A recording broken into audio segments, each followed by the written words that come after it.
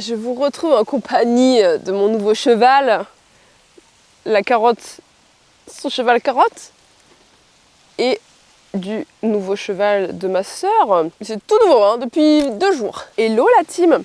Ça fait longtemps qu'on n'a pas parlé face cam, vous et moi, ça fait bizarre. Comment ça va la team? La Tachu team, comme je sais qu'il y a pas mal d'anciens qui sont surtout sur YouTube. J'ai plein de choses à vous dire, mais il n'y a aucun plan aujourd'hui, c'est vraiment freestyle. J'ai aucune note, je n'ai pas de plan, j'ai que des trucs dans ma tête et Dieu sait que ma tête elle est énormément remplie. D'ailleurs, je commence à avoir une espèce de migraine là. J'ai pas écrit cette vidéo, je sais même pas ce que je vais vous dire. J'ai plein de choses à vous dire, donc c'est parti. Vous êtes énormément à m'écrire sur Instagram du coup, parce que c'est vrai que je fais pas mal de contenu là-bas. À m'écrire qu'il y a pas mal de personnes d'entre vous qui sont qui font des genres de burn-out, hein, disons les choses très clairement. Hein. Je n'arrive pas à mettre ce mot là-dessus parce que je sais pas, je me sens pas légitime à dire que je suis en train d'en faire un. Pour ça, je suis en plein dedans, c'est terrible. Aujourd'hui, on est en août, on est fin août, on est presque début septembre. Cette vidéo-là va sortir fin août et ça y est, ça fait 1 an.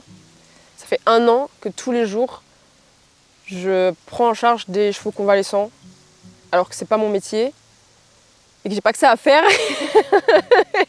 Et je pense que là, ça commence à...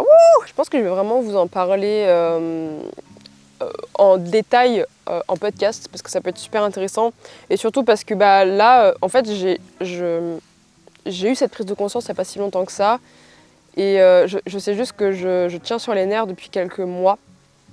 En réalité, je kiffe énormément faire des choses. Enfin, voilà, je suis pas dans le même état qu'il y a 3 ans, pas du tout. Mais je sais, je sens, je vois que mon système nerveux il est en PLS total. Et donc, du coup, il faut adapter plein de choses, faire des petits ajustements, etc. En fait, c'est normal, il y a pas mal de choses qui ont bougé, il y a eu pas mal de stress. L'entrepreneuriat, c'est quand même ultra kiffant. Mais si tu ne cadres pas les choses, tu te crames. Et bon, voilà, c'est ce qui s'est passé, hein, très clairement. Mais il faut savoir que les chevaux m'ont engendré énormément de stress cette dernière année, j'allais dire ces derniers mois, non, cette dernière année qui vient de s'écouler, jusqu'à ce que le stress atteigne son paroxysme au moment où j'ai acheté du coup Oural. Je vous ferai une vidéo sur Oural, c'est prévu, parce que voilà, le suivi, cette aventure, etc. Cette aventure est incroyable, mais cette aventure est extrêmement stressante. Voilà, disons les choses très clairement. Je ne vous fais pas un détail de toutes les pathologies qu'elle a là, puisque je vais vous en faire une vidéo. Mais j'en ai pour actuellement, juste en termes d'argent, je parle d'argent pur, 1 000 € par mois de soins. Juste de soins.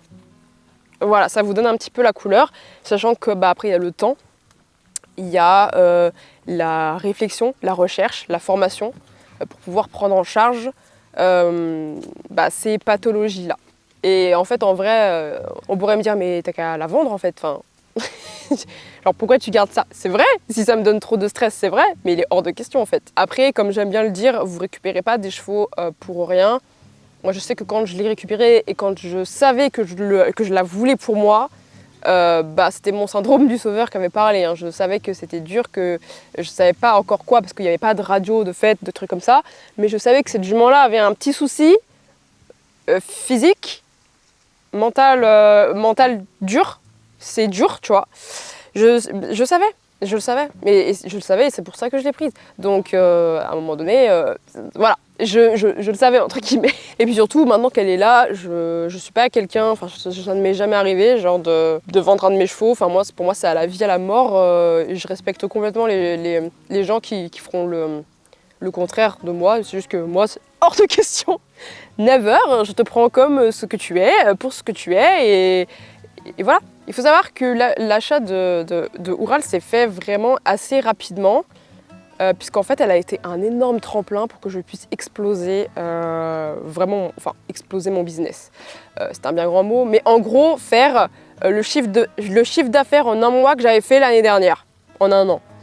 Bon, c'est quand même une belle évolution, mais en fait, elle m'a donné un putain d'objectif. Et je me rends compte que du coup, dans mon entreprise, Galataram, tous mes objectifs, et tout, même mes objectifs long terme et machin et tout, bah, en fait, j'y pense plus au détriment des objectifs de la jument, de ses soins, etc. Donc en fait, j'ai en tête les chiffres et les machins et tout pour elle. Et c'est pour ça que j'arrive à garder un cap, mais il y a un plafond de verre que j'arrive pas à péter. Bon, tous ceux qui sont entrepreneurs et tout me comprendront quand quand je parle de plafond de verre et tout. Mais là, je me rends compte que du coup, je travaille pour les soins de la jument. Alors c'est très cool, mais en fait, ça va pas du tout dans le sens de mes objectifs long terme, etc. Donc voilà, et ça m'a engendré aussi beaucoup de stress vis-à-vis de l'argent, évidemment. Heureusement que le Money Bootcamp existe. D'ailleurs, si jamais, je vous remets le lien juste en dessous de la vidéo parce que ça a transformé ma vie. Et je l'ai refait il n'y a pas longtemps. Mais du coup, je me suis rendu compte que mes objectifs de Galateram étaient liés surtout à ça. Et c'était pas bon, pas bon du tout. Enfin, c'est bien de se donner des objectifs par rapport à ça et tout. Moi, c'est ce qui m'a permis d'aller beaucoup plus loin. Mais c'est pas les bons. C'est pas le pourquoi, c'est pas le pourquoi je fais tout ça, donc de base. Donc évidemment, ça a rajouté un petit peu de stress. Smarty aussi m'a engendré quelques peu de stress. Après Smarty, je le connais, ça fait longtemps que qu'il est dans ma vie. Ça fait pas très longtemps par contre qu'il est à mon nom et que ça y est, ça a été mon premier cheval, etc. Smarty, il me renvoie à ce côté de waouh, chill. Vraiment chill parce que là il est en train de changer. En fait j'ai l'impression que Smarty il passe par les mêmes étapes que moi il y a 3 ans littéralement. Donc en fait ça devient un cheval complètement différent, un cheval qui peut monter très vite en stress, très vite en panique, qui a besoin de son petit cocon confort, qui a besoin de qu'on se mette pas en colère. Il a beaucoup de colère là justement qui lâche dû à sa conception, le rapport qu'il avait poulain avec sa mère, etc. Il faut savoir que c'est un accident, donc du coup ça donne la couleur, voilà, émotionnellement parlant. Donc forcément ça brasse dans tous les sens. Je sens que c'est plus un cheval que je vais pouvoir emmener en concours à Randall-Bison par exemple. Enfin voilà, ça va être trop fort pour lui. Après je lui laisse toujours le champ libre. Si jamais il veut pas. D'ailleurs cette année on a failli y aller, là ça a été annulé à cause de la dermatose nodulaire contagieuse des bovins. Mais on s'était fait un programme d'entraînement vraiment sur mesure grâce à une coach sportive. Si vous voulez que je vous parle de tout ça, je vous en ferai sûrement une vidéo. Mais c'était vraiment incroyable, on avait réussi à bien se connecter, à bien s'entraîner et tout. Et il a déclaré en même temps des petits problèmes de santé respiratoire. Tiens donc, encore un autre. Donc j'ai eu très peur, j'ai eu très peur. Ça a duré quelques jours parce qu'on a rapidement été faire une endoscopie, etc. J'avais rendez-vous pour oral à la clinique, j'en ai profité pour emmener Smarty. Oh putain d'ailleurs, première sortie en clinique, c'était un enfer. enfer. Bref, c'est pas grave, c'est Smarty, faut lâcher prise. Et du coup, c'est un stress qui a pas duré très longtemps puisque ça s'est vite stabilisé, mais j'ai quand même eu le oh putain, ça y est, emphysème, qu'est-ce qui va pas chez moi en fait? Alors que ça faisait déjà des mois et des mois que je tenais sur les nerfs, que ça fait des mois et des mois que je dis qu'il faut que je ralentisse. En termes de productivité, en termes de kiff et de charge de travail, ça va quand même de mieux en mieux. Je sais ce qu'il faut prioriser, je sais qu'il faut que je fasse moins de remplacements, donc ça c'était fait déjà, parce que je fais aussi des remplacements à côté des agriculteurs, etc. J'ai designé énormément de choses et du coup ça m'a aidé un petit peu, mais en fait le fond du problème c'était pas tant ça finalement, c'était plus le fait qu'il y a des fois tu as vraiment besoin de couper complètement, même si je sais que je pars genre 2 jours loin du ranch, c'est bon, j'ai envie de rentrer en fait, tu vois. C'est comme si j'avais plus rien à faire et du coup, ou mes chevaux me manquaient et du coup, il y a vraiment ce truc-là.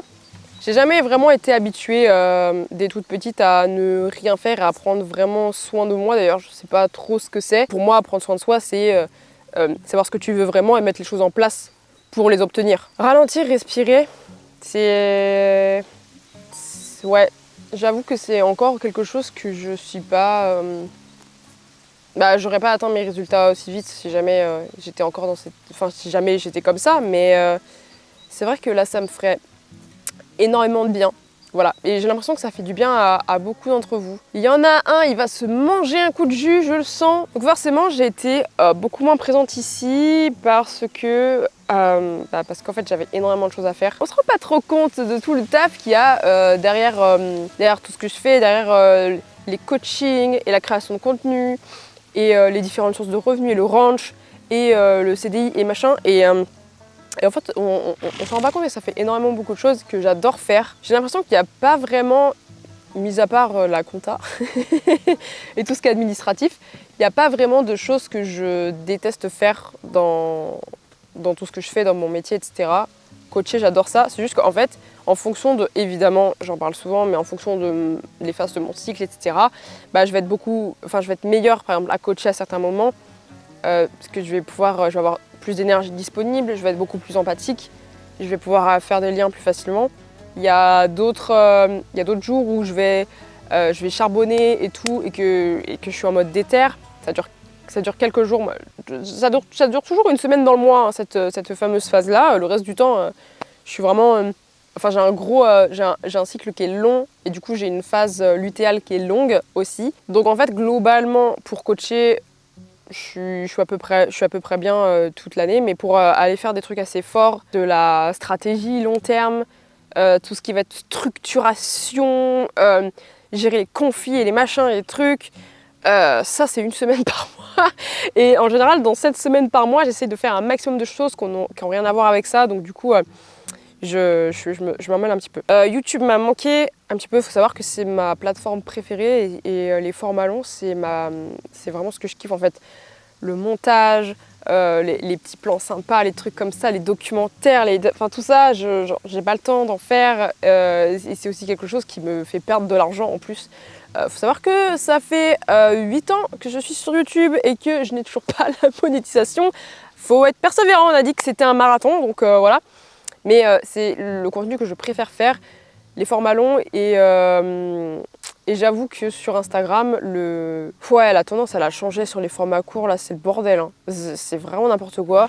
Et je suis pas la seule créatrice de contenu à en parler, mais tout ce qui est fait pour retenir l'attention des gens et les machins, déjà tu peux pas développer. Donc en fait, moi dans mon métier, dans ce que je fais dans le coaching de l'humain, etc., où il faut quand même un petit peu creuser, où chaque cas est différent et tout, moi ça m'oblige à faire des généralités pour capter l'attention, d'aller faire souvent du contenu clivant parce que c'est ça qui marche.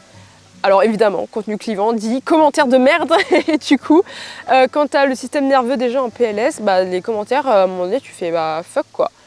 Donc je prends pas la peine d'y répondre, en général je bloque direct les gens et je supprime les commentaires. Vraiment, j'ai pas le temps pour ça.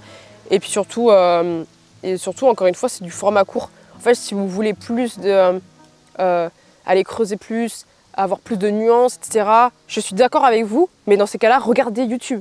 Si les gens préféraient de la nuance, préféraient des sujets creusés, préféraient des sujets personnalisés et tout ça, j'aurais 10 000 abonnés sur YouTube. J'aurais pas 2000 abonnés et j'aurais pas presque 10 000 sur Insta.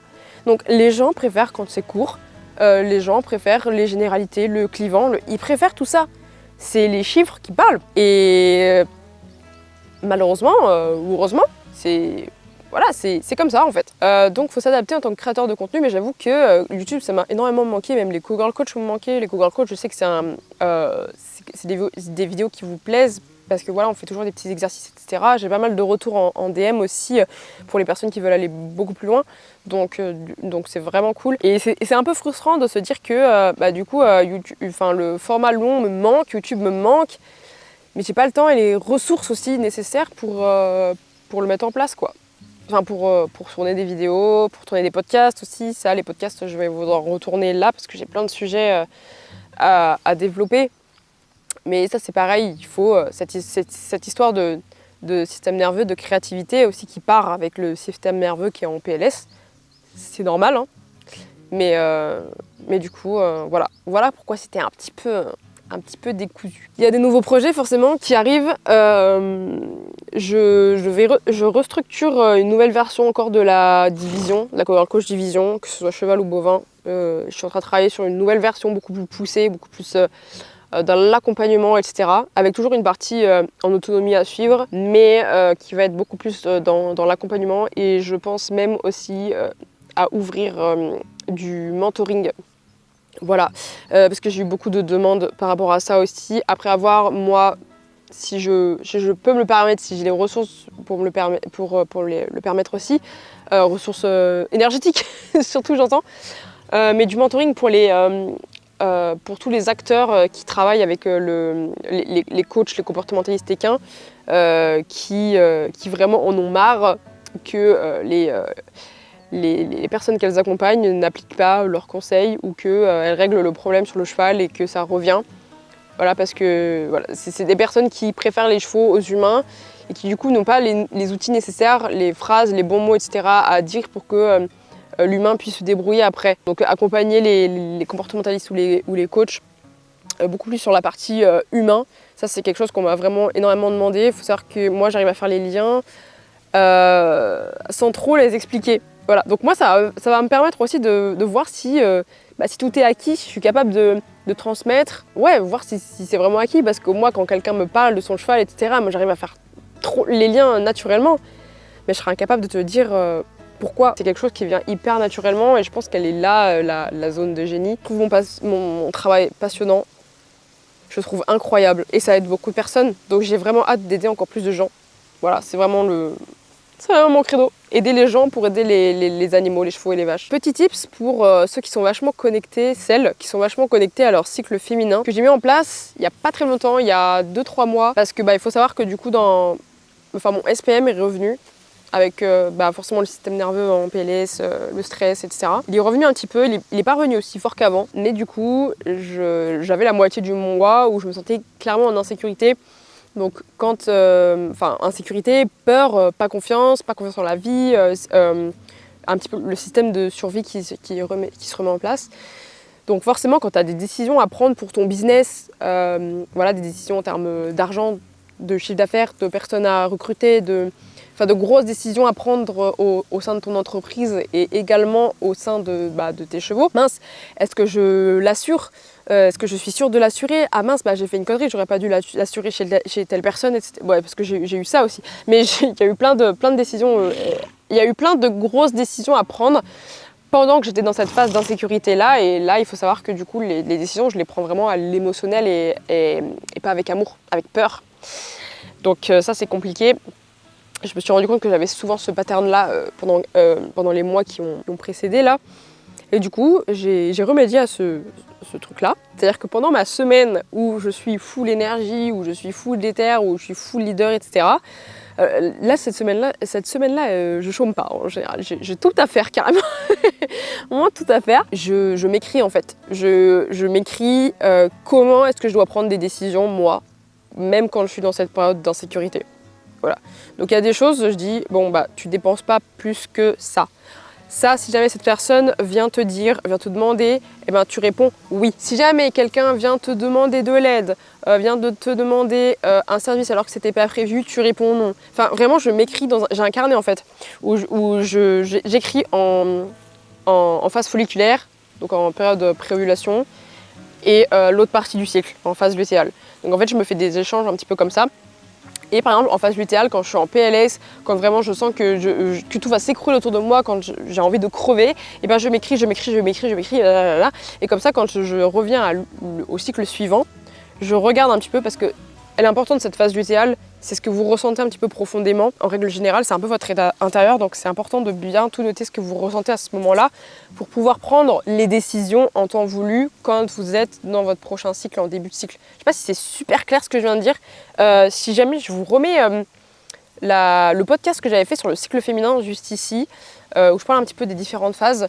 Mais en gros, tu as une phase où tu es très haut en énergie, où tu es capable de bien communiquer, où tu es leader, où c'est fluide, etc. Et l'autre phase, ça fait un peu comme les 4 saisons, où tu montes en énergie puis tu redescends.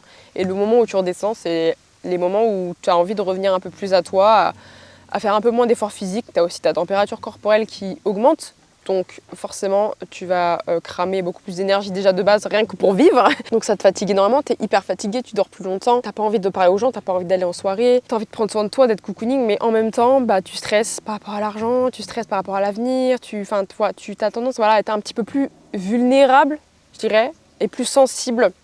Donc c'est le moment de faire un gros enfin de faire un bilan en fait, de faire un petit peu le ménage, faire le ménage, faire du tri pendant cette période-là, elle est incroyable. Mais voilà, de faire un petit peu le tri sur ça je veux plus, ça je veux, ok.